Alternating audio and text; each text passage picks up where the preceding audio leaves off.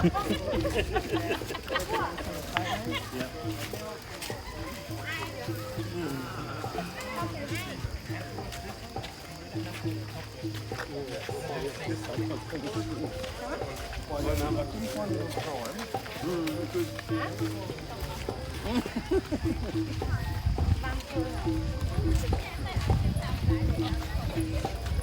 mà nó chuông cố cái lấy nó được đặt bằng ram cái thử ở cái ai đồng thời cái sai áp ra áp ai ra nhưng được ai dùng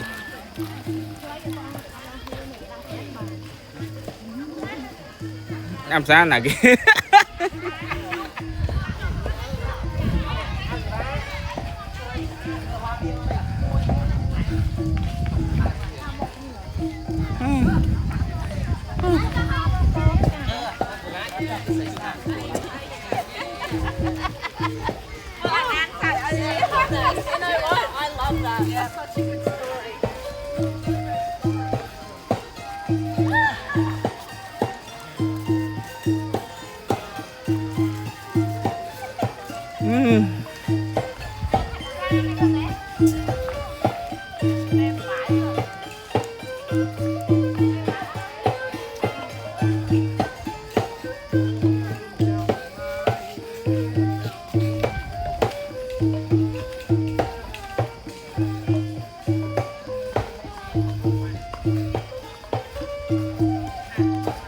sao tới kia ôn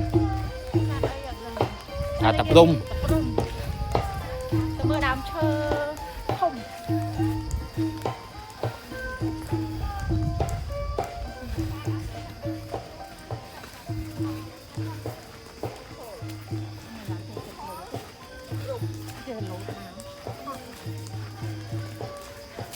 ăn đang là liệt cả liên thế thôi.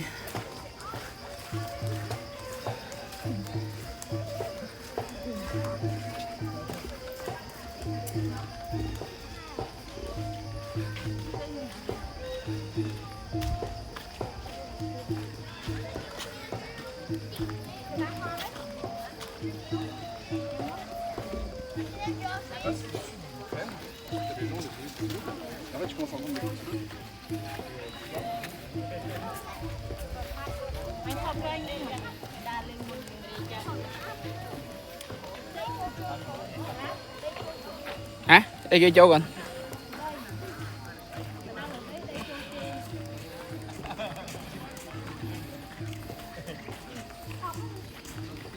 Làm chưa chớn chứ con. Đi lấy màu chứ ăn cho thằng Hao màu đi.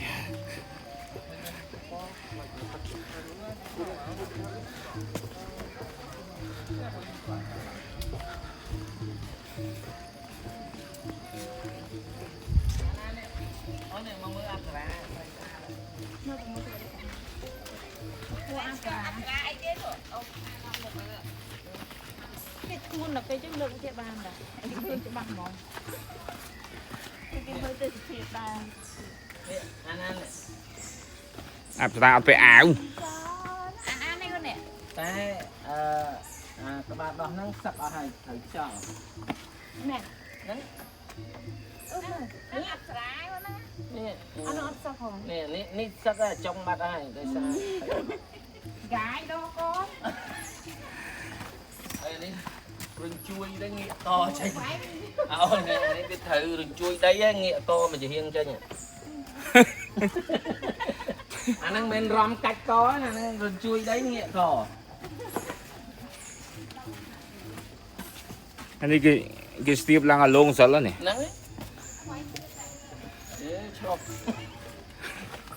Nè lại nè áp ra mình tây phù nè tây áp chưa đi đây mình chỉ trô phù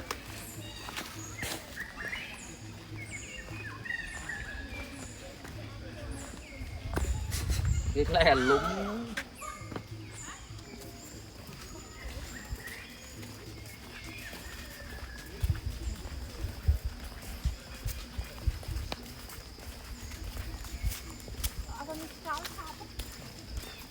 nó lại làm thơ không đúng không? Nó mới thơm mà nó cả một cầm học môn cái non mà ướt tay nhỏ đa là nhân bắt cho, nếu có bên thì là bên để hiến. เราไปtrong khối sàn có đang tàu chứ bên tay hối cho mua mấy chuyện đá ra rồi đang làm chuyện mình có cái trong shop hoặc ôi ngon độc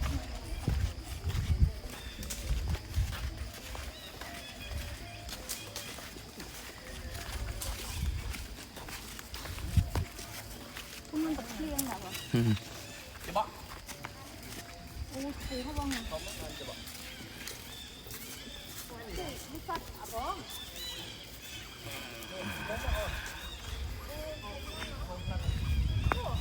ô thùng mày thùng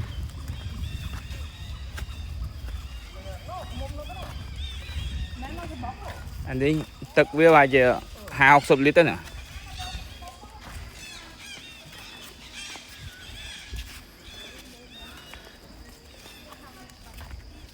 ôi này nó cầm ôi học cho rồi thôi thôi là đam mê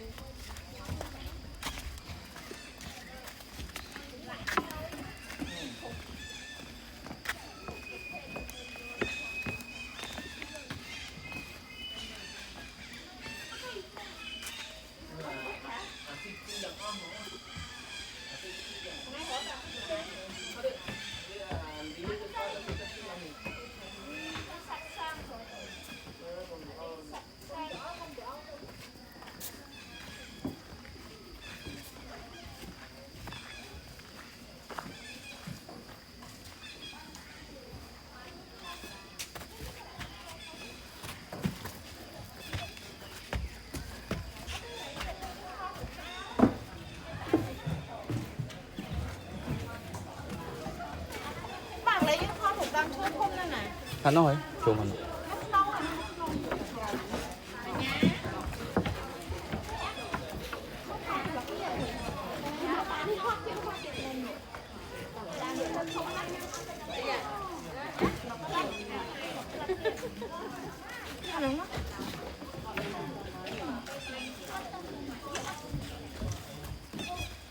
không biết con lại đang chơi không hả này đó là nè tụi nặng kịch đó có à hả cơ chờ tôi nặng kịch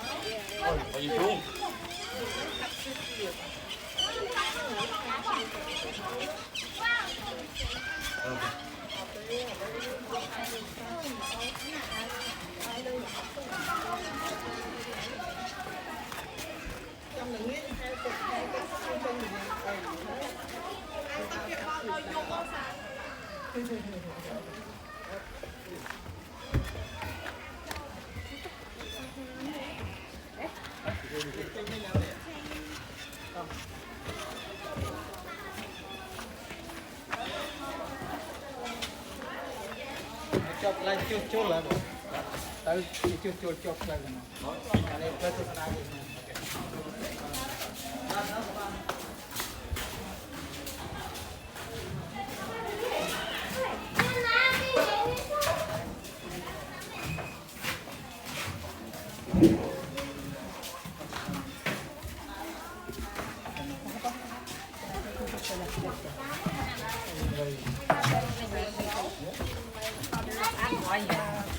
What did you see, Hans? Look at the big. Did you see the tree? It has like. What does it look like? Big.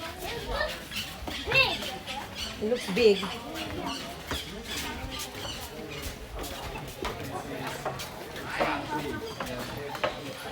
nè lại nè lại đây này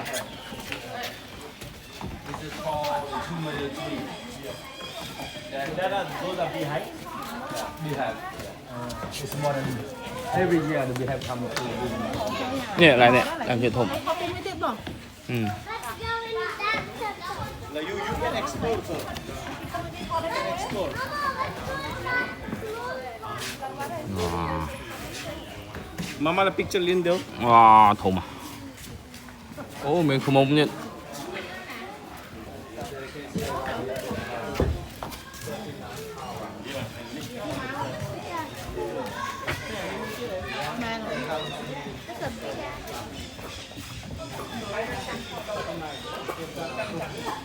Hãy subscribe cho kênh Ghiền Mì Gõ để không bỏ lỡ